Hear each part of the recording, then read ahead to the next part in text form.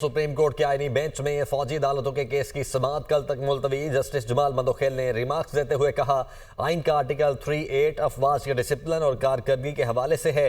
क्या फौजदारी मामले को आर्टिकल 38 में शामिल किया जा सकता है? आइन में सिविलियंस का नहीं, पाकिस्तान के शहरियों का जिक्र है।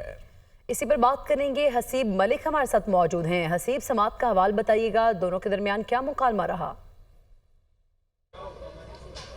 देखिए, ये फ़ौजी अदालतों में सिविलियंस के ट्रायल के फैसले के ख़िलाफ़ इंट्रा कोर्ट अपीलें थीं, जिसके ऊपर आज ये समाअत हुई है। समाअत जो है आइनी बेंच के सरबराह जस्टिस अमीनुद्दीन खान की सरबराही में 7 रुकनी बेंच ने की। समाअत के आगाज़ में अदालत ने दीगर तमाम जो केसेस थे वो डीलिस्ट कर दिए थे। ख्वाजा हारिस जो कि वजारत दिफा के वकील थे वो रोस्ट्रम पर आए और उनकी जानिब से दलाइल का आगाज़ किया गया। दलाइल कल भी ख्वाजा हारिस की जानिब से जारी रखे जाएंगे और उनकी तरफ से आज बताया गया अदालत को कि मुमकिन तौर पर कल उनकी जानिब से दलाइल मुकम्मल कर लिए जाएंगे। दलाइल के आगाज़ पे उनकी तरफ से बेसिक जो सवाल उठाया गया था, पॉइंट उठाया गया था, वो ये था कि सुप्रीम कोर्ट माजी में ये फैसला कर चुकी है कि फ़ौज के मातहत जो सिविलियंस हैं उनका ट्रायल जो है वो हो सकता है, उनका कोर्ट मार्शल हो सकता है। जिसके बाद अदालत की तरफ से ये इस्तफसार किया गया था कि ये दरख्वास्त किसकी तरफ से दायर की गई है, जिसके ऊपर ख्वाजा हारिस की जानिब से अदालत को बताया गया कि वजारत दिफा की जानिब से ये दरख्वास्त दायर की गई थी। जिसके बाद जस्टिस जमाल खान मंदोखेल की तरफ से ये इस्तफसार किया गया था कि फ़ौज एक एग्जेक्टिव